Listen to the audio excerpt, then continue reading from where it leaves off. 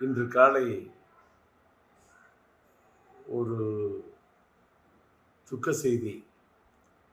என்னோடு சமகாலத்தில் பணியாற்றியவர், தமிழ் திரையுலகத்தில் தனக்கென்று ஒரு தனி முத்திரையை பதித்து தனி கொடி நாட்டியவர், என் இனிய நண்பர், எழுத்தாளர், இயக்குனர் கே. பாக்யராஜ் அவர்களால்.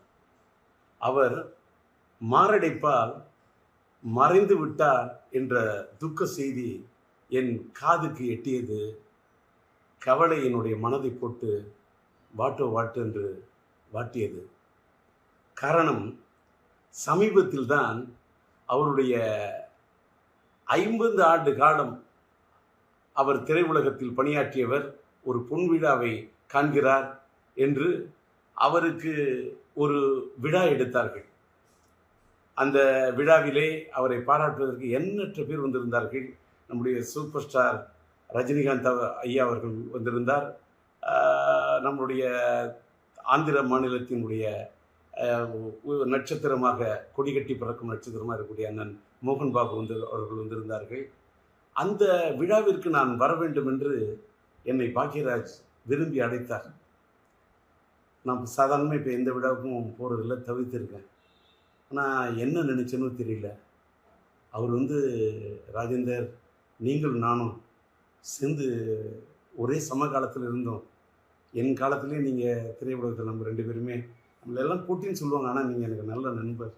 நீங்கள் நானும் சேர்ந்து எந்த படத்துலையுமே பணியாற்றலை, அதனால் நீங்கள் வரணும்னு ரொம்ப நாத்தெடுக்க என்னை கூப்பிட்டார். அவர் அத்தனை முறை என்னை வற்புறுத்தி கூப்பிட்டது என்னோட மனசு ரொம்ப வாட்டினுச்சு. சரின்னு சொல்லிட்டு அந்த விழாவில் போய், சமீபத்தில் தான் அந்த விழா நடந்தது. அந்த விழாவில் போய் மனசு விட்டு அவரை பாராட்டிட்டு வந்தேன். எனக்கு அதில் என்னன்னா, இவ்வளவு சமீபமாக அவர் மறைந்து போயிடுவார்னு நான் கனவு கூட நினச்சி பார்க்கல. ஆனால் ஒரு சின்ன அவர் மறைந்து விட்டார் என்பது துக்கம் தாங்கலை, நெஞ்ச வாட்டுது.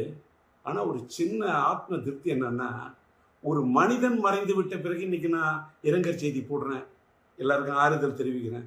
ஆனால் அவர் உயிரோடு இருந்தப்பவே, அவருக்கு ஒரு பாராட்டு விழா நடந்தப்ப, அவருடைய காது குளிர, அவருடைய மனம் மகிழ, ஒரு சமகாலத்தில் என்னை விட ஒரு சீனியர் மூத்தவர், அவரை போய் நான் மனதார பாராட்டிட்டு வந்தேன் அப்படிங்கிறத நினைக்கும்போது எனக்கு ரொம்ப ஒரு மனசுக்கு நெகிழ்ச்சியாக இருக்குது. அதோட இன்னொரு நிகழ்ச்சி என்னென்னா, நானும் அவரும் எந்த படத்துலையும் சேர்ந்து பணியாற்றலன்னு சொன்னார அப்படின்னு சொல்லக்குள்ள, என்னுடைய இனிய நண்பர் சாய் ரமணி அவர்கள், இயக்குனர், அவர் இப்போ ஒரு படம் எடுத்துக்கிட்டு இருக்கார், கன்னடத்து பைங்கிலின்னு ஒரு படம். அந்த படத்துக்கு நான் பாடல் எழுதி இசையமைச்சிட்ருக்கேன். அந்த படத்தில் ஒரு கதாநாயகனுடைய தந்தையார் கதாபாத்திரத்திலையும் தாயார் கதாபாத்திரத்திலையும் நம்முடைய கே. பாக்யராஜ் அவர்களையும் பூர்ணிமா பாக்யராஜ் அவர்களையும் நடிக்க வைக்க இருக்கிறேன் என்று அவர் சொல்லிவிட்டு, டி. ராஜேந்தர் பாடலாசிரியர் எழுதி இசையமைக்கக்கூடிய இந்த படத்தில் அவர்கள் இருவரையும் இணைப்பது என்பது எனக்கு ஒரு பெருமைக்குரிய விஷயம் என்று சாய் ரமணி சொன்னார். அந்த படத்தின் படப்பிடிப்பு நடந்து, அந்த படப்பிடிப்பு நிறைவடையக்கூடிய சூழ்நிலையில் இவர் இப்படி ஒரு முடிவுரை எழுதி விடுவார் என்று நான் நினைத்து பார்க்கவில்லை. எல்லாத்துக்கும் மேலே இன்னைக்கு தென்னிந்திய திரைப்பட ரைட்டர்ஸ் அசோசியேஷன், எழுத்தாளர் சங்கத்துடைய தேர்தலுக்காக இன்று காலையில் அவர் மனு தாக்கல் செய்வதற்காக கே. பாக்யராஜ் அவர்கள் தன்னை தயார்படுத்தி கொண்டிருந்திருக்கார். ஆனால் விதி எப்படி விளையாடி இருக்கிறது பாருங்கள். யமலோகத்தில் யார் இவரை கதை திரைக்கதை எழுத, வசனம் எழுத அழைத்தார்கள் என்று தெரியவில்லை. அங்கே சென்று போய் இவர் மனு தாக்கல் செய்து விட்டார். இங்கே எழுத்தாளர் சங்கத்தில் நிற்பதற்கு மனு தாக்கல் செய்வார் என்று நினைத்தால் அங்கே போய் மனு தாக்கல் செய்து விட்டார் என்பதை எண்ணிய போது மனது தாங்கவில்லை. எல்லாத்துக்கும் மேலே 16 வயதில் படம், மறைந்துவிட்ட இயக்குனர் இமயம் பாரதி ராஜா அவர்களுடைய முத்திரை படைத்த படைப்பு.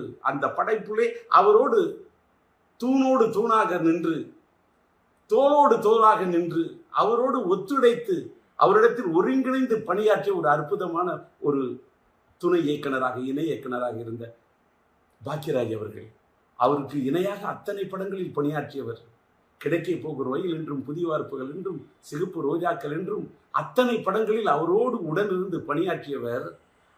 அவர் அந்த இயக்குனர் இமயம் சாய்ந்து மறைந்து, அது 10ஆம் தேதி என்று நினைக்கிறேன், 16 நாட்கள் 16 வயதிலே அவரோடு நட்பை ஏற்படுத்தி கொண்டு பணியாற்றியவர். அவர் பிரிந்து விட்டார், அவரோடு பணியாற்றினேன். அவர் பிரிந்து 16வது நாளிலேயே நானும் பிரிந்து விடுவேன் என்று. இன்னைக்கு 27. இந்த மண்ணை விட்டு பாக்யராஜ் போறாருன்னா 16 வயதினிலே அந்த படத்துல அதுல இருக்கக்கூடிய எண் 16. தன்னுடைய குருநாதர் மறைந்து நாட்கள் எண்ணி 16, அதில் என்னை விட்டு சென்று விட்டாயே என்று போய்விட்டாரே, தாங்கவில்லை. சுவர் இல்லாத சித்திரங்கள். அவர் எடுத்த படம் சுவர் இல்லாத சித்திரங்கள். இன்றைக்கு சுவர் இல்லாவிட்டால் சித்திரம் இருக்காது. நீ இல்லாவிட்டால் தமிழ் உலகத்தில் எங்கே சித்திரங்கள் இருக்கும்? நீ எடுத்த படம் ஒருகை ஓசை. ஏன் இவ்வளவு திடீரென்று நினைத்து விட்டாய்? நின்று விட்டது உன் குரல் ஓசை. நீ எடுத்த படம் மௌன கீதங்கள். எங்களை பாட வைத்து விட்டு சென்று விட்டாயே, ஏன் சோக கீதங்கள்? நீ எடுத்த படம் தூரல் நின்று போச்சு. எதற்காக இன்றைக்கு உன்னுடைய மூச்சு நின்று போச்சு? நீ எடுத்த படம் முந்தானை முடிச்சு. ஏன் நிறுத்தி கொண்டாய் நீ விடுகின்ற மூச்சு? எங்கே நின்றது உன் பேச்சு? தாங்கவில்லையே, துக்கம் தாழவில்லையே, எங்கே போய் சொல்வது? அதனால் நீ மறைந்து விட்டாய் என்ற செய்தி கேட்டவுடன் அது ஈட்டி போல் அது என் இதயத்தை தாக்கியது. அதனால் என்னுடைய துக்கத்தை எங்கே போய் சொல்வது? உம்மை இழந்து வாடக்கூடிய உன்னுடைய இல்லத்தாருக்கும் இந்த திரையுலகத்தை சார்ந்தவர்களுக்கும் என்னுடைய ஆறுதலையும் ஆழ்ந்த இரங்கலையும் தெரிவித்துக் கொள்கின்றேன். கலை உலகத்து ரசிக பெருமக்களுக்கே, தென்னிந்திய திரையுலகத்துக்கே, என் இந்திய திரையுலகத்துக்கே நீ பெரிய திரைக்கதை ஆசிரியர். உன் இழப்பு ஈடு செய்ய முடியாத இழப்பாகும். உம்மை இழந்து வாடக்கூடிய ரசிக பெருமக்களுக்கும் என்னுடைய ஆறுதலையும் ஆழ்ந்த இரங்கலையும் தெரிவித்துக் கொள்ளுகின்றேன்.